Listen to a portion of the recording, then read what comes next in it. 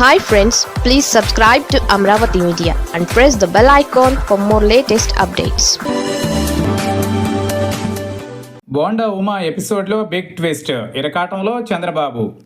TDP MLA bonda Uma వ్యవహారం ఇప్పుడు పార్టీలో కీలక చర్చగా మారింది.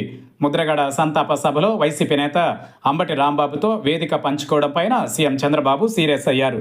బోండా నుంచి వివరణ తీసుకోవాలని ఆదేశించారు. అయితే ఈ వ్యవహారంలో కీలక అంశాలు తెర మీదకు వస్తున్నాయి. బోండా ఉమా పార్టీ అడిగితే వివరణ ఇచ్చేందుకు సిద్ధమని చెబుతున్నారు. కాగా గోదావరి జిల్లాలోనూ వైసీపీ నిర్వహించిన సభలో పాల్గొన్న టీడీపీ నేతల అంశం ఇప్పుడు తెర మీదకు వస్తోంది. ముద్రగడ పద్మనాభం సంతాప సభలో TDP MLA bonda Uma YCP నేతలతో కలిసి వేదిక పంచుకోవడం పార్టీలో దుమారం రేపింది. దీనిపైన సోషల్ మీడియా వేదికగా పెద్ద ఎత్తున విమర్శలు మొదలయ్యాయి. దీనిపైన సీఎం చంద్రబాబు స్పందించారు.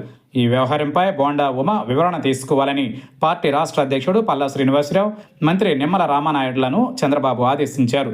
గుంటూరులో ముద్రగడ పద్మనాభం సంతాప సభ జరిగింది. ఈ కార్యక్రమంలో Telugu Desam party MLA bonda Uma, YCP నేత అంబటి రాంబాబు ఒకరినొకరు ఆలింగనం చేసుకున్నారు. విపక్ష నేతలతో వేదికలు పంచుకోవద్దని తెలుగుదేశం పార్టీ అధిష్టానం స్పష్టమైన ఆదేశాలు జారీ చేసింది. కాగా ఇదే సమయంలో బోండా ఉమా చేసిన వ్యాఖ్యలు సైతం పార్టీలో చర్చగా మారాయి.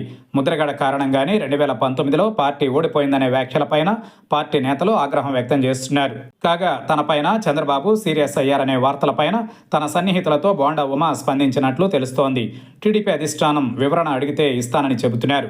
తాను వైసీపీ నిర్వహించిన సభకు వెళ్లలేదని, జనసేన మాజీ నేత దాసరి రాము నిర్వహించిన ముద్రగడ సంతాప సభకు హాజరయ్యానని చెబుతున్నట్లు తెలుస్తోంది.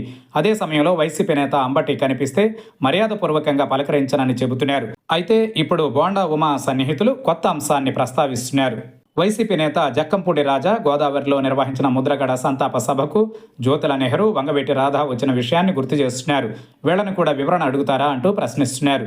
తాను పార్టీకి ఇబ్బంది కలిగించే పని చేయలేదని, పార్టీకి ఏం జరిగిందో వివరణ ఇస్తానని బోండా ఉమా స్పష్టం చేస్తున్నట్లు తెలుస్తోంది. దీంతో ఇప్పుడు పార్టీ ఈ వ్యవహారంలో బోండా ఉమకు ఏం చెప్పబోతున్నదనేది కీలకంగా మారుతోంది.